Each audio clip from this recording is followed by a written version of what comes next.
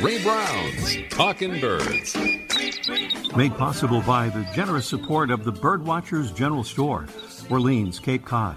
Birdwatchersgeneralstore.com.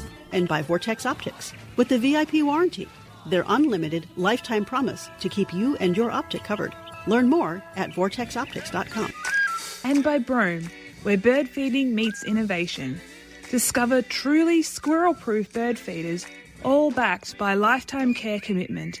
Learn more at brome.com. Good morning, afternoon, or evening, and welcome to our show number 992. On today's show, we'll learn about an always beautiful but often belligerent bird.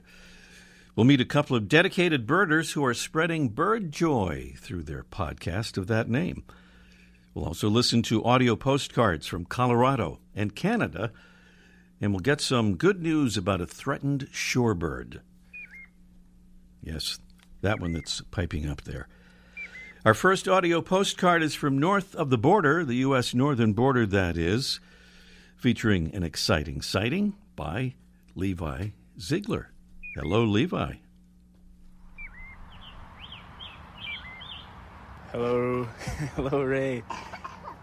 This is Levi and his daughter Ellie up in Regina, Saskatchewan, Canada.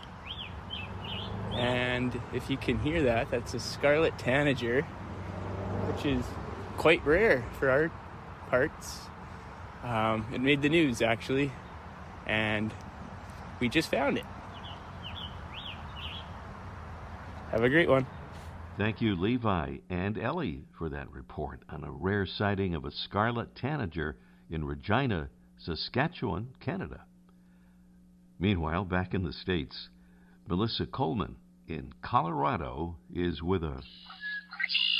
Red-winged blackbird. It's the same one. He comes to my feeder every day, almost. It's amazing. This is Wheat Ridge, Colorado. In my backyard.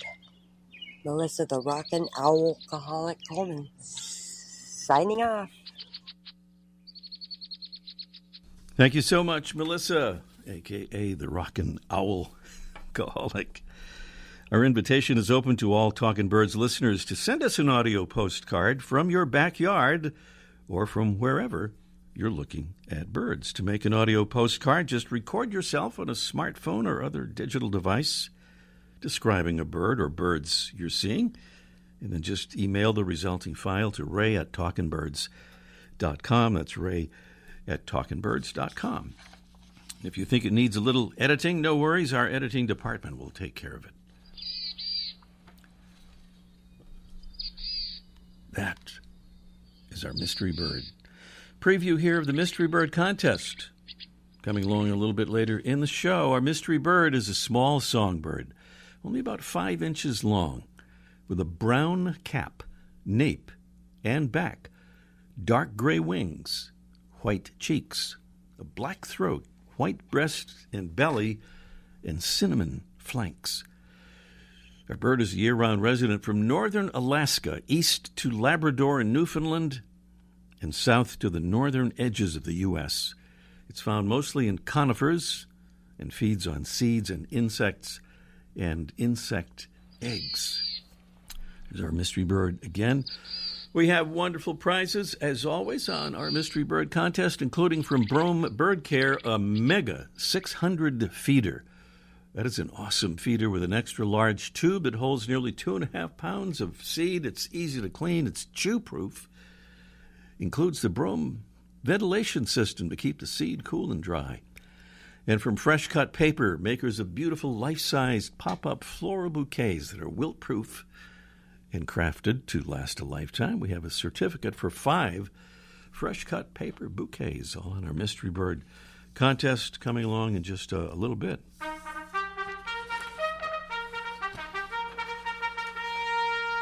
Saluting more Talkin' Birds ambassadors, those wonderful folks who help us spread the word about what we're spreading the word about, birds and conservation. And thank you to Jack Morrell from Huntington Beach, California, who was in Ohio not long ago. She says, just went to my first McGee Marsh visit. and it was amazing. That's that incredible place, the warbler capital of the world there in Northwest Ohio. Thank you to Amy Valley from Bel Air, Ohio. Speaking of that beautiful state, she says, I'm a huge bird fan who just found the show this year, and I'm excited to spread the word. Our local farmers market opens soon, and I look forward to sharing promotional cards there and at other outdoor events this summer. Thank you, Amy, and thanks for the kind words in there about the show. Well, we are so grateful to the thousands of folks who are Talking Birds listeners, and extra grateful to the more than 875 listeners who have become Talking Birds ambassadors. And the way that works is this. You just sign up to become an ambassador. I'll explain how to do that in a moment. And then we'll send you a little batch of our info cards that you can hand out at your convenience to friends, neighbors, coworkers, fellow birders, and maybe non-birders who you might recruit into the world of birds and birding. So to sign up, just head to our website, talkingbirds.com. That's talkingbirds.com, no G in talking, and click on the Get Involved tab at the top of the home page, and you'll see how easy it is to do it. That's the Get Involved tab at talkingbirds.com. Still to come today, we'll meet a couple of dedicated birders who are also enthusiastic birding podcasters, Jason Hall and Dexter Patterson. Also today, Mike O'Connor will join us for a Let's Ask Mike segment live from the Birdwatchers General Store, where customers are, this is nothing new, giving Mike a little trouble. But he knows how to handle it. Also some good news about piping plover populations. And up next, a very graceful, very aggressive, and sort of misnamed bird is today's featured feathered friend. Dan L. recently became a Talkin' Birds ambassador. Thank you, Dan. Dan describes himself as a retired Mute Swan wrangler, and when we asked him what that work entailed, he explained that his job, working for a software company as a landscaper, included keeping mute swans in ponds on the grounds of the company's campus. He says his crew would row a small dinghy around with a large net to capture the birds and then gently clip their wingtips to prevent flight to other ponds. It was a 3-man job, he says, that would take all day to accomplish. The mute swan, a large member of the Anatidae waterfowl family, has striking white plumage, a large black face patch, and a bright orange bill topped with a black knob, which grows larger in the males during breeding season. It swims with its long neck curved into an S, often holding its wings raised slightly above its back. It's easily observed in city parks and bays and lakes across the Pacific Northwest, Great Lakes, Northeast, and Mid-Atlantic states. The mute swan's original breeding grounds are in the British Isles, Northern Europe, and North Central Asia. From their native land, they migrate to wintering grounds in North Africa, the Near East, Northwest India, and Korea. This elegant white bird of Russian ballets and European fairy tales has been a domesticated status symbol in Western Europe since the 12th century, and all of the mute swans in North America are descendants of birds imported from Europe from the mid-1800s through the early 1900s.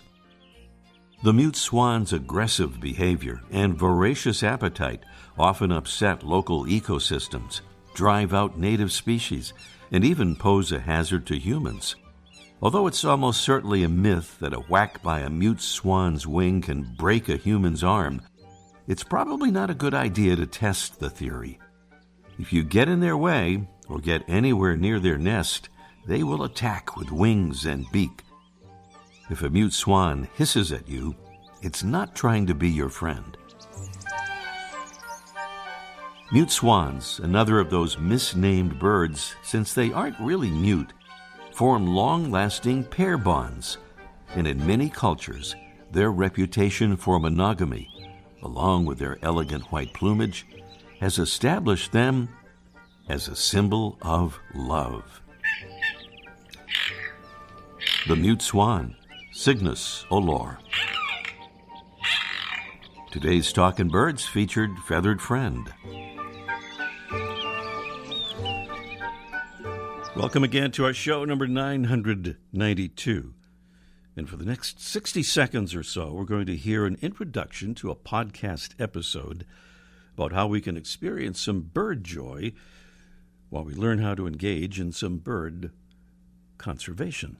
You mentioned going to a wildflower preserve. Yeah. And we took the club to this private place, right? This private nature preserve. And when people ask me where to go birding, a lot of these places are often conservancies. And that leads me into wanting to talk about birding and conservation today, because I think a lot of times people don't equate the two, but birding and conservation kind of go hand in hand, wouldn't you say?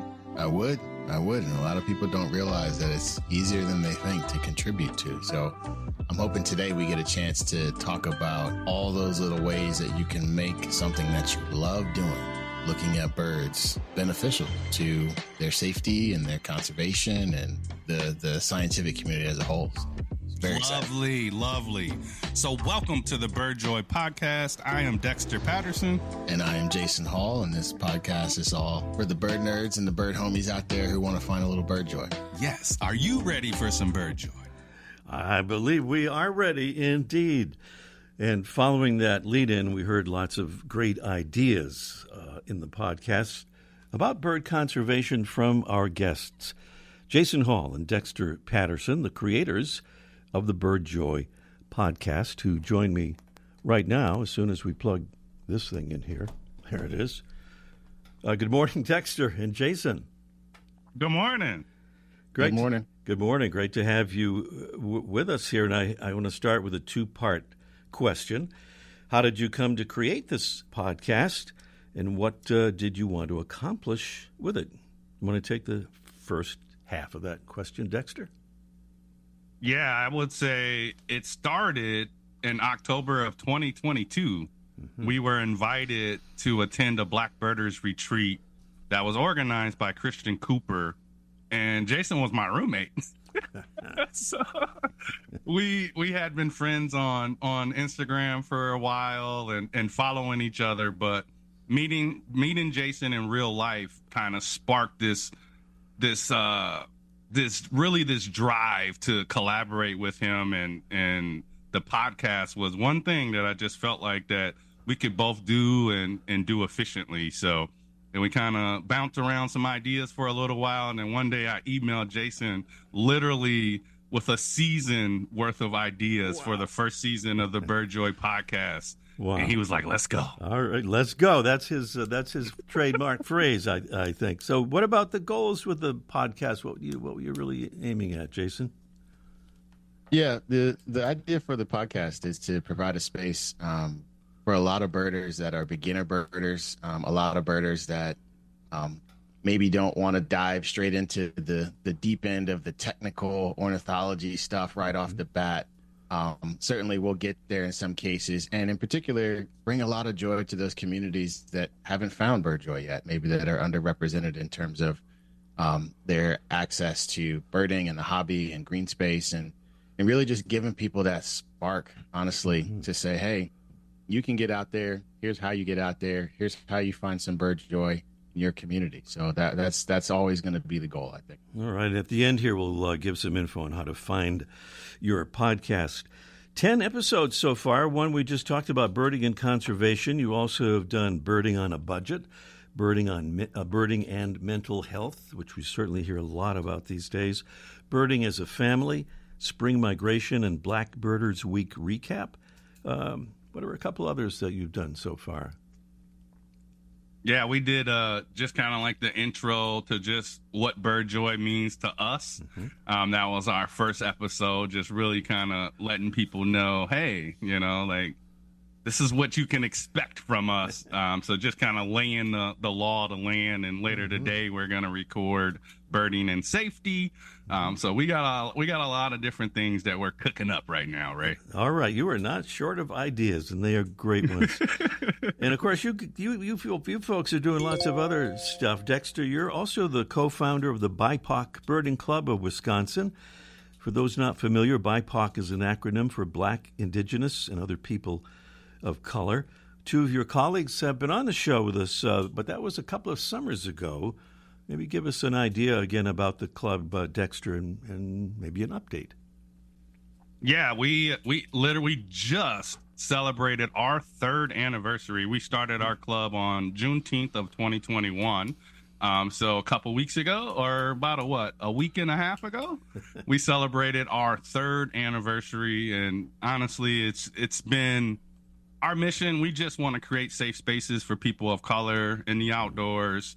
And that on-ramp is birding, and we cater to individuals and families of all ages, any level of birding experience. We invite everybody, allies alike. So it just really excited. We bird 12 months a year, at least one event in the Madison area, one event in the Milwaukee area. And then obviously we do specialty events like Black Birders Week and things like that too. Amazing stuff.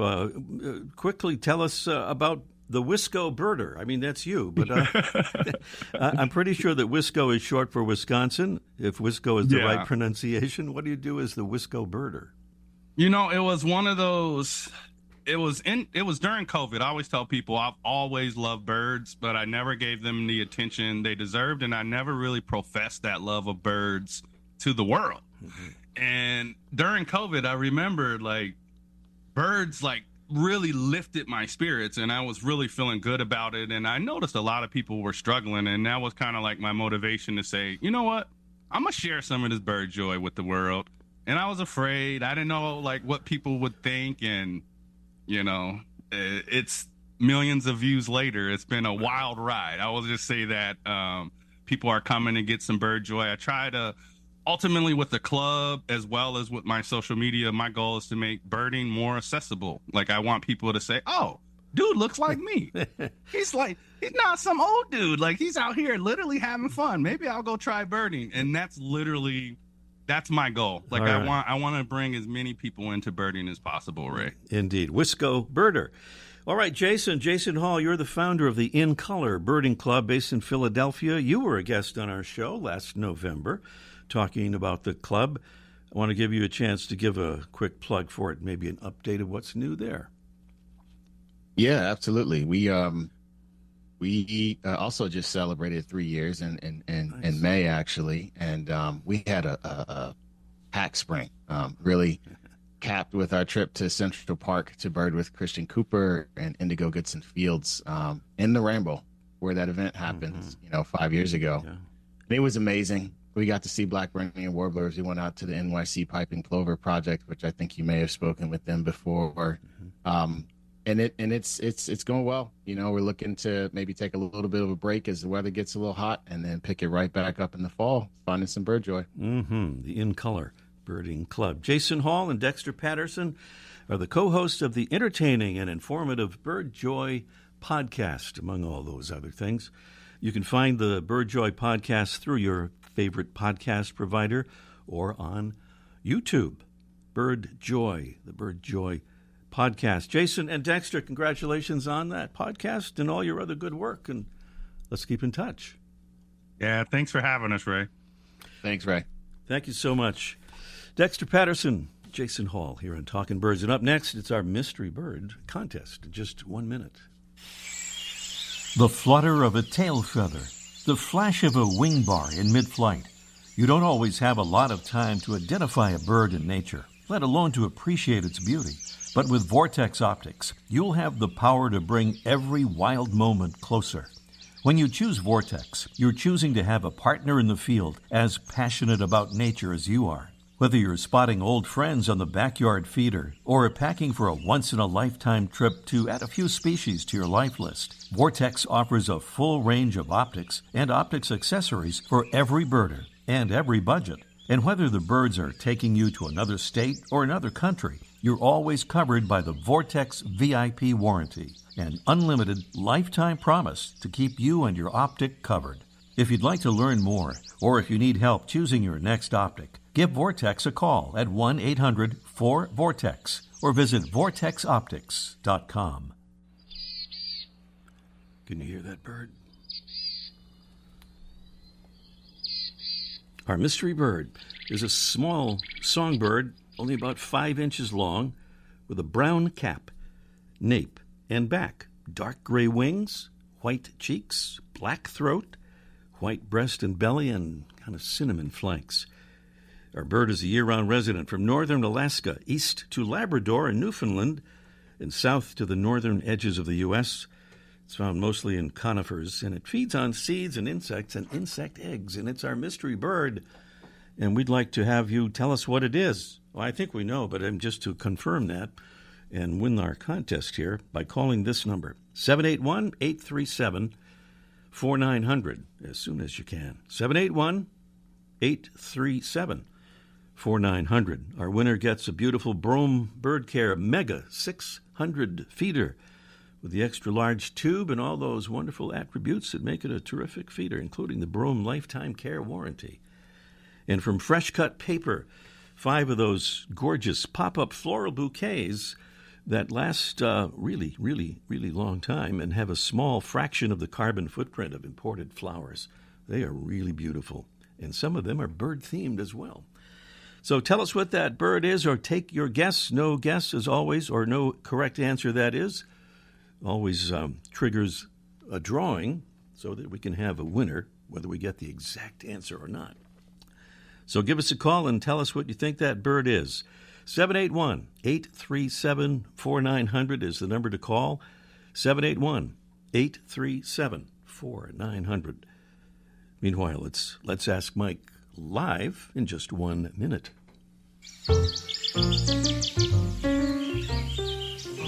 Welcome to a world where bird feeding is enjoyable for both you and your feathered friends. Introducing Squirrel Buster Bird Feeders by Brome. Our innovative feeders are designed to keep squirrels at bay, ensuring that your garden birds get their fair share. And the best part? We offer lifetime care for every feeder, making your purchase worry-free. Transform your garden into a bird paradise and keep it that way forever. Sorry, squirrels, it's just for the birds this time. Visit Brome.com, BROME.com, to discover our full range of Squirrel Buster feeders and join the Brome family today. Brome, where birds come first, and our commitment to you lasts a lifetime.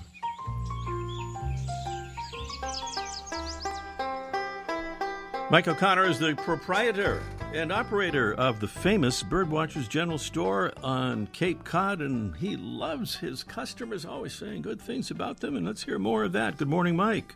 Nah, you're not going to hear nothing good today. Nothing good. Okay. All right. Well, we've been hearing so much good before. Actually, that's not even true, but what's the problem there? What are these? Well, we sell a lot of bird feeders, and some of the feeders, especially the Brome, which are really the top feeder, are really well made, but they have there's a bit of a mechanical thing with them, and sometimes people have trouble, and they bring it in for us to make the adjustment, or bring it into any birding store. If you buy a feeder throughout the country at a birding store and you have trouble, you can bring it in, and those people know how to fix it. If you buy it at a big box store, then let the greeter take care of it for you. But here you get someone who can help it. The trouble is there seems to be an epidemic of people who bring their feeders in that need some adjustment and need some fixing, but they bring them in still filled with bird seed. I don't know what is going on, but they bring them in still filled with bird seed. I had somebody come in with a suet feeder that is filled with suet. And I even had a lady who called me, and she had a bird that had died in her bird bath, and she wanted me to identify it. I said, okay, bring it in and I'll check it out. She brought in the bird bath filled with water with the bird floating in it. Come on, you guys. So if you have a problem with your feeder, it's simple. Just either shake the extra seed out onto the ground, or if you're cheap, put it into a container, a coffee can, a box, or a plastic container, and then wash it off. Because I'm trying to fix a feeder while I'm helping somebody, sell a T-shirt for Mother's Day or put some earrings in a box. I can't have bird poop or suet on my hands. Wash it off and then bring it in, and then we can fix it for you. Then we can take a moment to take care of your feeder. But I don't understand why they think that the feed should stay in the feeder. And what's worse is when I look at the feed, they didn't even buy it from us. It's some kind of kitty little looking thing that they bought at the hardware store or some going out of business place. So that's just my minor complaint. But for some reason, at least once a week, somebody comes in with a feeder that needs some fixing, and we're glad to fix it. But first, we have to clean it out for them. So do that for us first, and then we'll fix your feeder. And that applies to any birding store, not just us, because, and not everybody is cheery as I am, right? You know what I'm saying? That's obvious, yeah. I could tell that right away.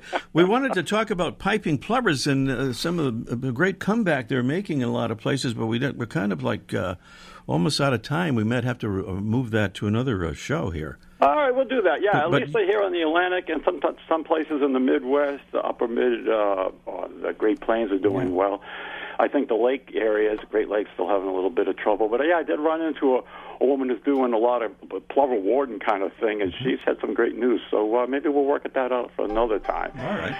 And in the meantime, clean your feeders before you bring it in. That's all I can say. Yeah, you got to wash that suet off your hands there. Happy 4th of July, everybody. Happy 4th, Mike. Mike O'Connor there at the famous Birdwatchers General Store in Orleans on beautiful Cape Cod. And we're back to the mystery bird contest trying to identify this bird right here. What do you think that bird is? I can't quite see the name of our caller there, but if you... there it is. It's Ann in Concord, New Hampshire. Good morning, Ann. Hi there. How are you? I'm well. How are you, Ann? Doing well. It's a little humid today. A little humid, a little warm. It's kind of not too humid down here, I think, today, but it's not bad. So what do you think, Ann? You heard the clues and all that on that mystery bird. Yep, I think it's the boreal chickadee. Boreal chickadee sounds like it matches the description and everything. It must be right. All right. Absolutely right, the boreal chickadee. We have a little time for a bonus question. Would you like to try it? I can give it a shot. Okay. I'm pretty sure we haven't done this one. Gosh, I hope we haven't. I'm pretty sure we haven't. Okay. The great state of Minnesota just adopted a new state flag because the old one contained a farm scene which indigenous people said was harmful to their communities and promoted the erasure of their people from the land. Well, for similar reasons, the state also created a new state seal featuring images of 2 red pines, the state tree, wild rice stalks, the North Star, and one other thing. So our question is, what is that other thing that appears on the new Minnesota state seal? And I know you're in New Hampshire, Ann, so it's kind of not fair, but that's the way it goes here. So let's see, what is that thing? Is it A, the bald eagle, B, the common loon, C, the great gray owl, or D, a phonetic spelling of the state's name so that visitors will know how to say Minnesota? And those would be your choices there. Oh, that's great. Part of me wants to say the great gray owl because I know that those have been seen there, but the loon, the common loon, seems like it just associates directly with Minnesota. So I'm going to go ahead with the common loon. I'm glad you went with the common loon. Exactly. All right. Correct. Yes, the common loon. Yes, the new state seal there in Minnesota. Well, nice work, Ann, all around. And if you'll stand by, Jess, you'll get your info, and we'll send you that nice stuff.